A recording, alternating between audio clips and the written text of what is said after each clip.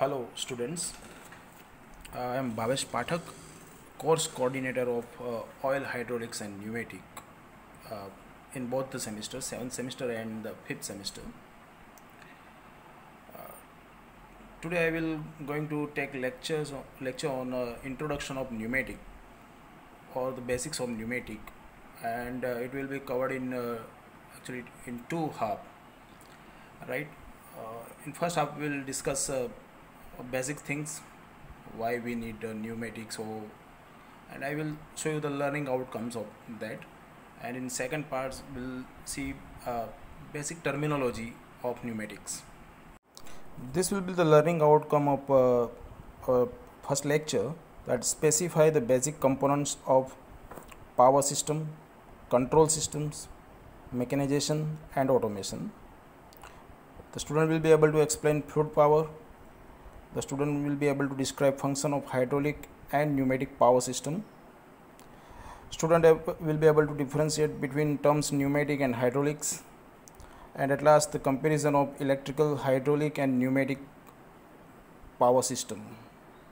The syllabus of course OHP is uploaded on it is already on GTU website.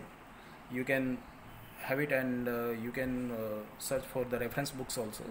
We'll provide time to time whatever the needed material will provide you, either on a classroom platform or on Google Meet, or whatever possible, or whatever will be feasible to you. Accordingly we do that. For the prerequisite of this subject, you should have a basic knowledge of fluid science. Like you should know the what is fluid, then what is the Pascal law or Gay-Lussac law, general law of gases and all. This is the prerequisite for this learning of this subject. Now concentrating on our first learning outcome, that is specify the basic component of power system or power system. What is power system? That I will explain you. The main function of a power system is to convert energy from one form to another or other convenient form, and then convey it in a controlled way to the point where power is required. The power system also uses various conditioning or other element to render the power medium suitable for the machine where work is to be done. I mean to say amplification, or say increasing or decreasing frequency. In that manner it conditions the power. The power medium should be capable of being influenced by a control system. You can see this figure where this is power system is shown, right? This is the energy medium, power source, then control system. Right now we are talking about this power source, maybe hydraulic turbine, maybe thermal power plant, which convert some form of energy into another form, and it sends this energy medium to the control system. Our next task is to understand what is control system. A control system may perform several functions to govern or regulate machine operations, such as starting, accelerating, regulating speed, reversing and stopping. Control can be classified into two categories. It may be of open loop control system or closed loop control system, right? When you are switching on your tube light, it is a open loop control system, right, where you are not getting any sort of feedback. And whenever you are getting any sort of feedback, right, then it is called as a closed loop control system. Here in diagram you can see the power system, right, which converts a form of energy into another form. It supplies the signals to the control system.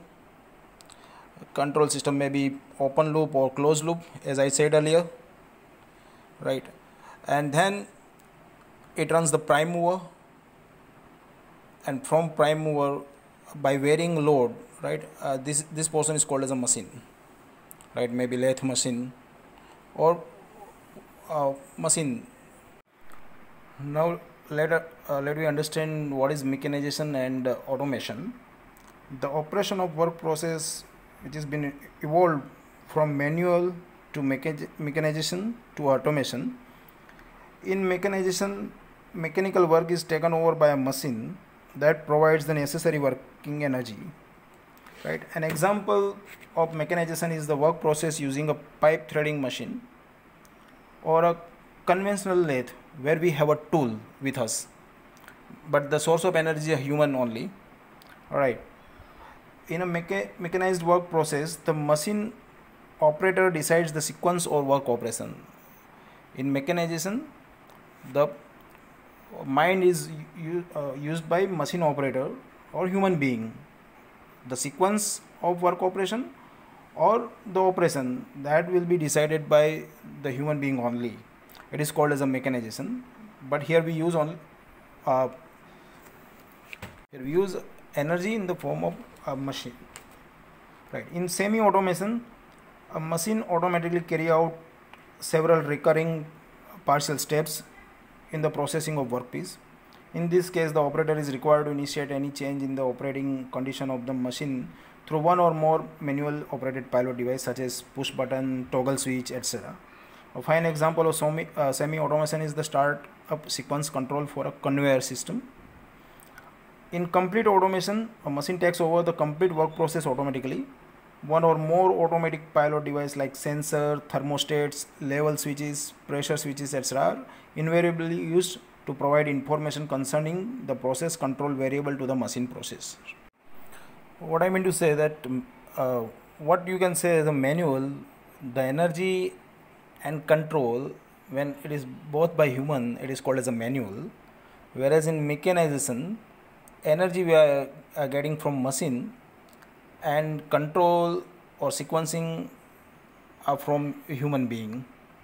Right? In semi-automation, the energy we are getting from machine, few controls except let's say starting and switching off, that control is given by human being, other controls are taken by machines. And whereas in fully automation or automation, the energy and the control both are been done by machine only. Now, as I said earlier, to understand this subject, oil and hydraulics and pneumatics, you should know things about fluid power also, which is for a 7th semester you have learned in the 5th semester, and for 5th semester they will learn in the current semester. Right? I will explain what is fluid power in a very few sentences. The fluid is a substance that has definite mass and volume at constant temperature and pressure. However, it has no definite shape. It takes the shape of the vessel in which it is put. Right? So further, a fluid has minimum resistance to flow. The two most important fluid of our interest are oil and air for this particular subject. These fluids under normal conditions have no inherent power and have to be converted into power source by pressurizing them. Right? Oil and air, they don't have power in normal case. No. So with the help of either pump or with the help of compressor, we have to pressurize. That is what we are doing. We are imparting energy in it, and we'll take this energy out in some other form. Right? Now, what is fluid power? The branch of fluid power system which uses incompressible oil for energy transmission is called hydraulic. Right? What is hydraulic? The branch of fluid power system which uses incompressible oil for energy transmission. It is called as a hydraulic branch. The branch of fluid power system which uses compressible air for energy transmission is called pneumatic. Right? As I said, it is a fluid power system. Power system means we have to transmit energy from somewhere to some other places. Right? And that's why we are using oil and air. So often the two branches are referred to jointly, but unless the basic laws governing them are studied separately, the results could be misleading. So don't consider that pneumatic and hydraulic both are same. The governing law a little bit different. We are considering oil, or we are taking oil it as a incompressible fluid, whereas we are taking air as a compressible flow or compressible fluid. Now we will be discussing hydraulic power system, right? As shown in figure, this is the power source, this is the control valve, and this is the actuator as shown in the figure, right? The basic elements of a hydraulic system as shown in the figure, right? The hydraulic transmission of energy, which is a pump, right? A pump is used as the power source to raise the pressure of an oil medium to the required level almost instantaneously. That you have to keep in mind. Then the energy stored in the pressurized oil here in this pipeline, right, in the pressurized oil is transmitted through piping in a controlled manner to a hydraulic actuator. The word is coming from the action, which takes the action to perform something, right? So oil is transmitted through the piping in a controlled manner to a hydraulic actuator to perform some useful work. A hydraulic system is designed as a high pressure system, and hence it is capable of generating a force of large magnitude economically. A major advantage of hydraulic system is that it can easily generate linear motion through the basic actuator cylinder. Speed control is also achieved easily by regulating the volumetric flow rate of oil to the actuator, which is right now not shown in this figure, right? Precise control of speed even at low value is another advantage of hydraulic system.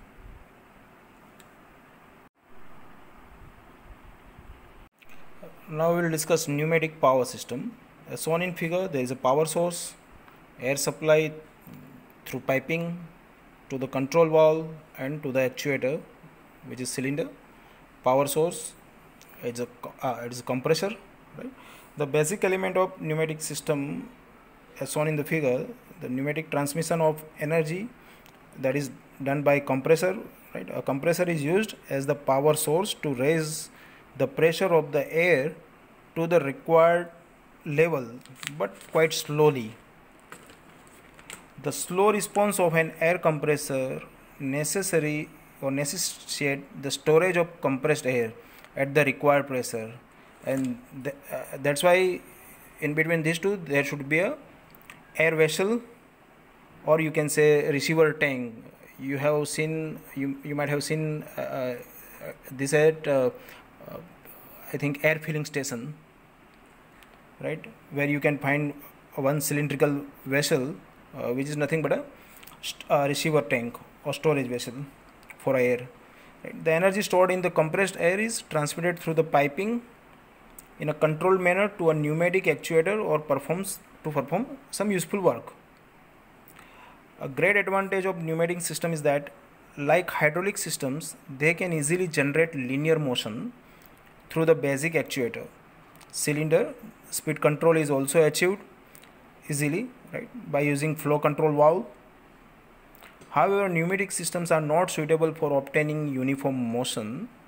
Operating pressure in pneumatics are generally much lower than those used in hydraulics.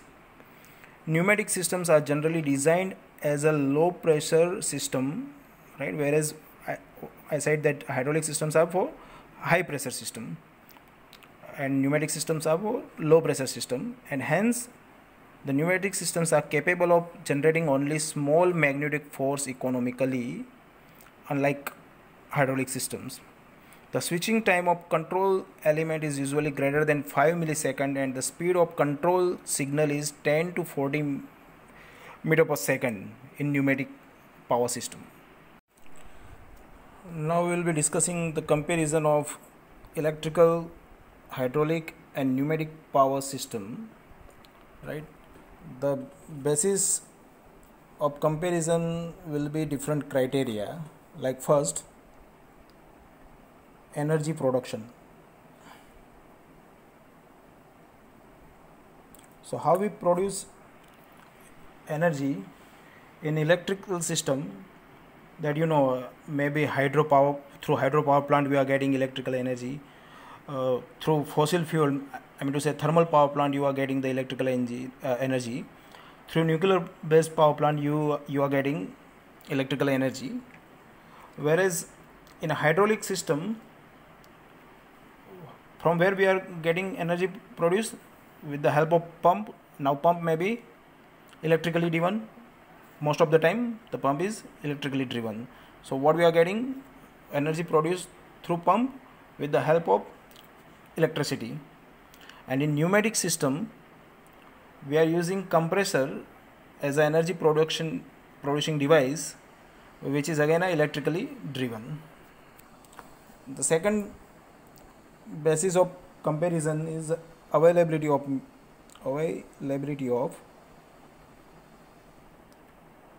medium.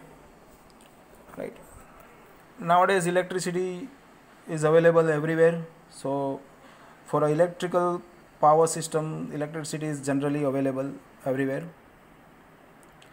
In a hydraulic system or hydraulic power system, availability of medium, that is oil, so obtaining and disposing of oil is quite costly affair. So this is, you can consider as a demerit of hydraulic system, right? Whereas in a pneumatic system, availability of medium, that is medium is air. Now air is freely available, so it is quite economical or cheap to use pneumatic system on the basis of availability of medium. The third comparison is based on the energy storage. So how we store electricity? So by batteries and cells to a small extent, and nowadays it is quite expensive also, and there is a difficulty of maintenance also for energy storage, electrical energy storage. In a hydraulic system, how we store the energy? So it is limited storage capacity in accumulator, right? Oil is stored in accumulator, gas is needed as an auxiliary medium here, right, to pump out oil. And energy storage for pneumatic system, so large amount can be stored in receiver tanks without great expense, as we are compressing the air, so large amount can be stored without great expenses. The fourth criteria for comparison is the energy transmission. So electrical in an electrical power system, electricity can be transmitted to the large distance, even beyond 1000 kilometer, right? So like in a Panadro there is a thermal power plant, and it supplies electricity to Bhuj, which is far away, let's say 200 kilometers away from that. So for a long distance you can transmit the energy. In a hydraulic system, you can go up to 100 meter, only 100 meter possible, not beyond that, otherwise frictional losses and other losses will be higher. So for the limitation for energy transmission in hydraulic system is 100 meter. In pneumatic system you can go up to 1000 meter, maybe you can consider it as a nearby 1 or less than 1 kilometer.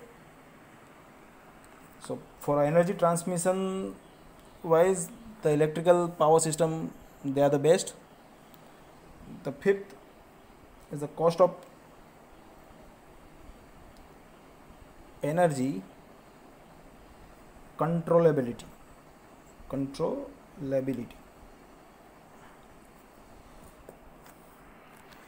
So electrical power system, the cost for controlling electric power system is very small. Limited means of control is necessary, but cost is high. Whereas in a hydraulic system, the cost of energy controllability is very high. Speed control is very good, especially in slow speed range. And in pneumatic it is the highest. The speed control is easy, but uniform speed is not possible, right? So we have talked for both the things. First is the cost of energy and controllability, both. So what we have gone through: cost of energy small in electric power system, high and highest in pneumatic power system, high in hydraulic power system. Whereas controllability So limited means of control or high cost is needed in an electric power system. For a hydraulic system, speed control is very good, especially in slow speed range, and in pneumatic speed control is easy, but uniform speed is not possible.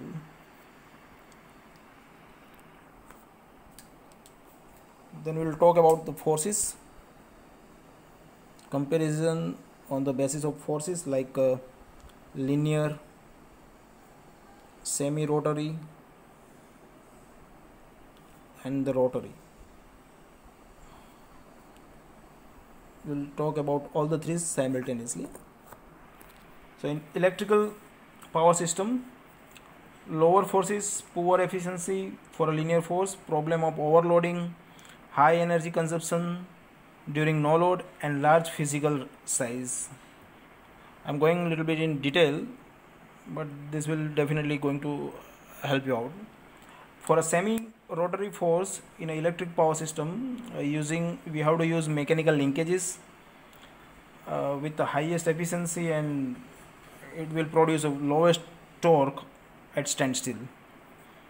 For rotary force, using electric motor, highest efficiency, limited speed. What I mean to say, if you are using electric motor which is providing a rotary force, right, so it gives the highest efficiency. If you use semi-rotary device, right, which convert linear to semi-rotary or something, no, then we have to use mechanical linkages. It is having a good efficiency, but it produces lowest torque. And linear force produced by electricity or electric power system will produce very low force, poor efficiency, problem of overloading, high energy consumptions during no load, and large physical size. That's what I want to convey you. Now we'll discuss for a hydraulic power system for the forces. So linear force, so large force due to high pressure, good controllability, and possibility of large torque can be achieved through hydraulic system. For a semi-rotary force, using cylinders and swivel actuators, full torque even at standstill we can achieve. For a rotary force, yes, using hydraulic motors, they are having a good efficiency, easily controllable when moving slow, high performance due to high pressure, that we can achieve. Now for a pneumatic power system and linear force, the force is very limited, up to let's say 50 kilonewton, that is 50,000 Newton, due to low pressure and cylinder diameter, high speed operation, let's say up to 1.5 meter per second, or high acceleration, stroke up to 10 meter possible with the pneumatic power system, and to have a linear force. To having a semi-rotary force, using semi-rotary actuators, rotation up to 360 degree adjustable, full torque even at standstill, maximum torque of 150 Newton meter at 6 bar can be achievable. Rotary force using air motor, very high speed up to 50,000 rpm. It is simple and reversible with the pneumatic system. Now on the basis of adjustment of force, so on the criteria of adjustment of force, the electrical power system is very complicated, whereas hydraulic system, while comparing with the adjustment of force, simple due to pressure regulating valve. We can have many different valves which can control or adjust the force, right? We can amplify, we can having a low frequency force, high frequency force, right? So it's simple due to power regulating valve. And for a pneumatic system, again it is a simple due to power regulating valve. So the valve makes easy for adjustment of force. So here hydraulic system and pneumatic systems are better than electric power system while we are comparing on the basis of adjustment of force. 8th criteria for comparing all three is a consumption at standstill condition. Consumption at standstill, right? In electric power system, standstill with load and no specific precaution leads to destruction. It can cause an accident. Whereas in hydraulic system, maximum energy consumption at full force, whereas for a pneumatic system, no energy consumption at standstill. It will not consume any sort of energy at standstill condition. So here pneumatic system is best while we are comparing on the basis of consumption at standstill. Ninth criteria is overloading.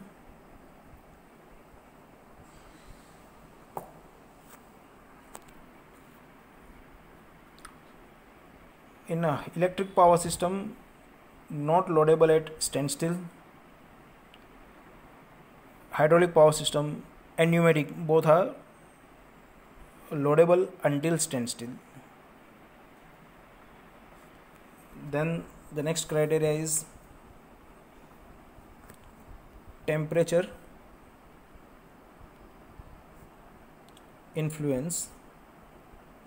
So how temperature is affecting the electric power system, hydraulic power system and pneumatic power system.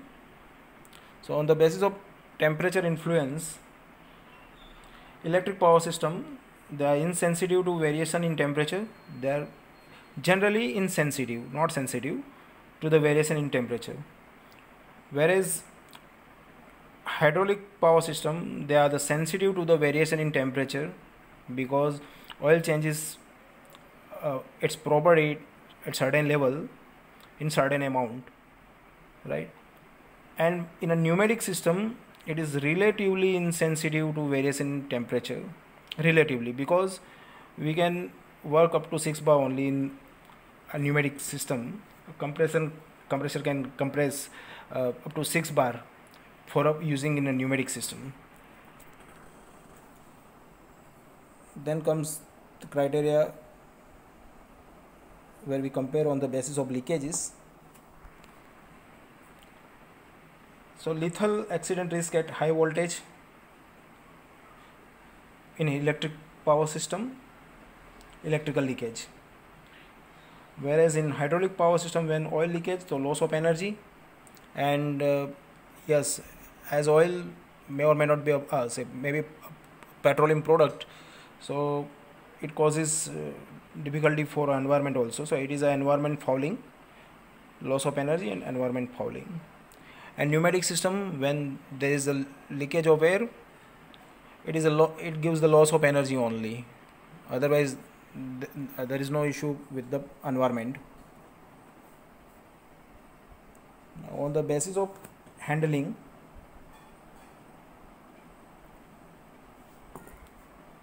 so for handling electric power system, skill is required, specialized knowledge is required.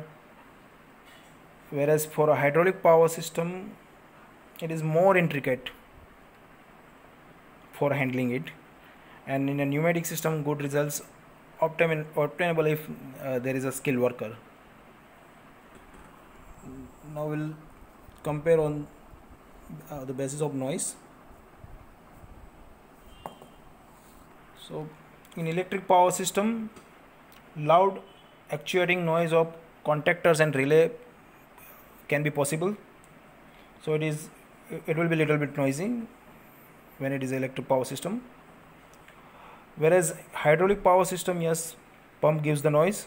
Pump noise is at high pressure, and yes, as hydraulic power system, we are using with the high pressurized fluid, so there will be a high noise of pump.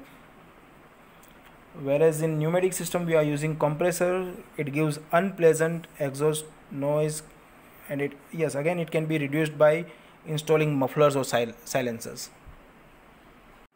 So this is how we compare all three systems: electric power system, hydraulic power system and pneumatic power system. Now we will discuss the combined power system representation. I will show one diagram.